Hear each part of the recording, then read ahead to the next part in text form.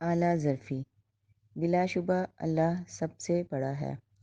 وہ تمام خوبیوں اور کمالات کا خزانہ ہے۔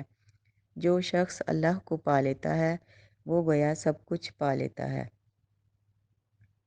اس کا نتیجہ یہ ہوتا ہے کہ اس کا دل سب سے بڑا دل بن جاتا ہے۔ اس کے اندر استغنا کی عظیم الشان طاقت پیدا ہو جاتی ہے۔ اس کے اندر یہ مزاج آ جاتا ہے کہ وہ اونچی سطح سے لوگوں کے ساتھ معاملہ کر سکے۔ اس کے اندر سے تنگ ظرفی ختم ہو جاتی ہے۔ لوگ اس کے ساتھ معاملہ کرنے میں اس کو اعلیٰ ظرف پاتے ہیں۔ وہ کردار اور اعلیٰ اخلاق کے اعتبار سے ایک اونچا انسان بن جاتا ہے۔ پیغمبر اسلام صلی اللہ علیہ وآلہ وسلم کے بارے میں قرآن میں ارشاد ہوا ہے، اِنَّکَ لَعَلیٰ خُلُقٍ عظیم، یقیناً تم اعلیٰ اخلاق پر ہو۔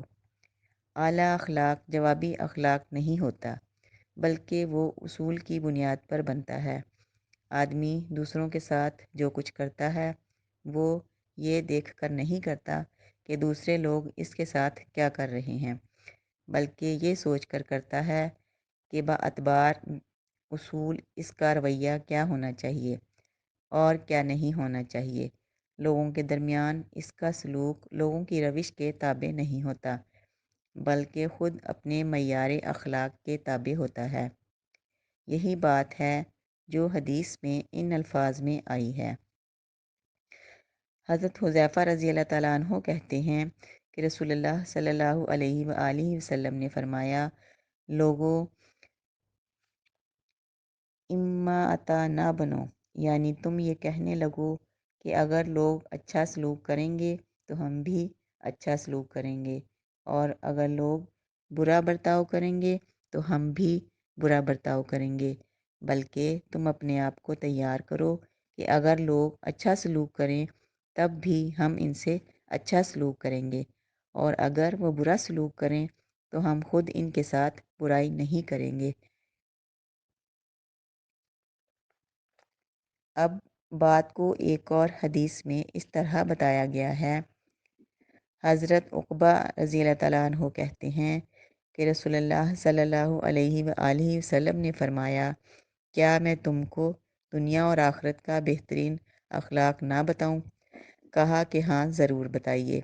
فرمایا کہ جو تم سے کٹے تم اس سے جڑو، جو تم کو محروم کرے تم اسے دو، اور جو شخص تم پر ظلم کرے اس کو تم معاف کر دو۔ اسی لیے مذکورہ آیت اِنَّکَ لَعَلیٰ خُلُقٍ عظیم کی تشریح کی گئی ہے کہ اس سے مراد اللہ کے اس حکم پر قائم ہونا ہے جو دوسرے مقام پر ان الفاظ میں آیا ہے، عفو درگزر کا طریقہ اختیار کرو اور معروف کی تلقین کرو اور جاہلوں سے اعراض کرو۔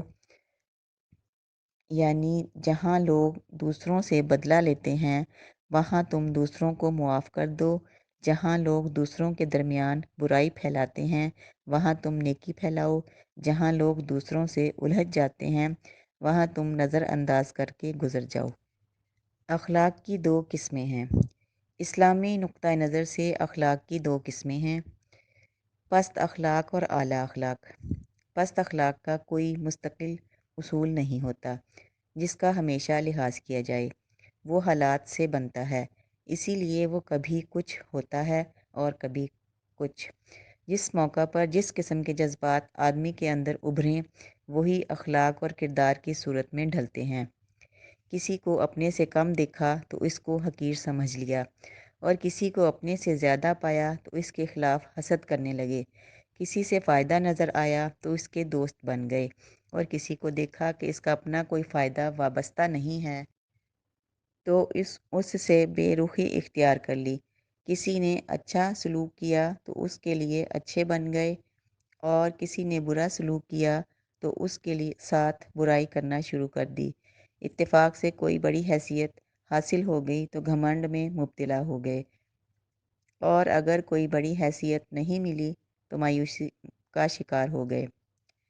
کسی سے خوش ہو گئے تو اس کے ساتھ فیاضی کرنے لگے، اور کسی سے ناخوش ہوئے تو اس کے لیے اپنے دروازے بند کر لیے۔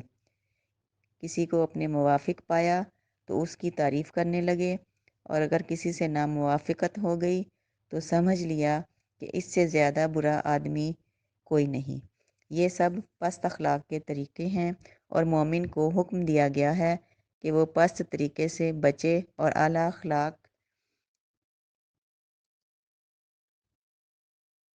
اعلیٰ اخلاقی طریقے اختیار کرے۔ اخلاق کی پابندی۔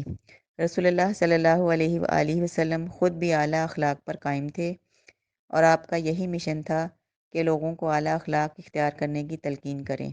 ایک روایت کے مطابق آپ صلی اللہ علیہ وآلہ وسلم نے ارشاد فرمایا، حضرت امام مالک کہتے ہیں کہ انہیں یہ بات پہنچی ہے کہ رسول اللہ صلی اللہ علیہ وآلہ وسلم نے فرمایا کہ میں اس لیے بھیجا گیا ہوں کہ حسن اخلاق کی تکمیل کروں۔ یہ روایت مختلف طریقوں سے آئی ہے، کسی میں حسن الاخلاق کا لفظ ہے، کسی میں صالح الاخلاق اور کسی میں مکارم الاخلاق کا۔ وہ مکارم الاخلاق کیا ہیں جن کی دعوت اور اقامت کے لیے رسول اللہ صلی اللہ علیہ وآلہ وسلم بھیجے گئے؟ اس کی وضاحت دوسری روایت سے ہوتی ہے۔ 3 چیزیں اللہ کے نزدیک اعلیٰ اخلاق میں سے ہیں۔ وہ یہ کہ جو شخص تم پر ظلم کرے تم اس کو معاف کر دو، اور جو شخص تم کو محروم کرے تم اس کو دو، اور جو شخص تم سے کٹے تم اس سے جڑے رہو۔ گویا اعلیٰ اخلاق وہ ہے جس میں آدمی فریق ثانی کی روش سے بلند ہو کر اس سے معاملہ کرے، وہ فریق ثانی کے رویے سے متاثر ہوئے بغیر اس سے اچھی طرح پیش آئے، اس کا اخلاق مثبت اخلاق ہو نہ کہ جوابی اخلاق۔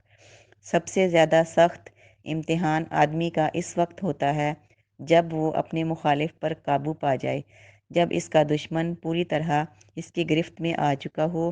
ایسے مواقع پر آدمی اپنی ساری طاقت استعمال کر کے اپنے مخالف کو پیس ڈالتا ہے۔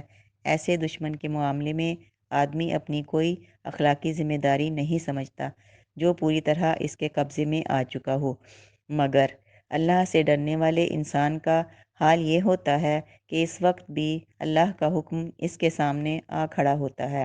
اللہ کی طاقت کا احساس اس کے ذہن پر اس طرح چھا جاتا ہے کہ انسان کی کمزوری اسے بھول جاتی ہے۔ وہ اپنے دشمن کو معاف کر دیتا ہے کیونکہ وہ جانتا ہے کہ یہی وہ موقع ہے جب کہ وہ اپنے دشمن کو معاف کر کے اپنے آپ کو ابدیت کے بلند ترین مرتبے پر پہنچا سکتا ہے۔ حدیث کی ایک روایت ان الفاظ میں آئی ہے۔ حضرت ابو ہریرہ رضی اللہ تعالیٰ عنہ کہتے ہیں کہ رسول اللہ صلی اللہ علیہ وآلہ وسلم نے فرمایا کہ موسیٰ علیہ السلام نے اللہ تعالیٰ سے کہا کہ اے میرے رب، تیرے بندوں میں تیرے نزدیک سب سے زیادہ معزز بندہ کون ہے؟ اللہ نے فرمایا، وہ شخص جو قدرت پانے کے بعد معاف کر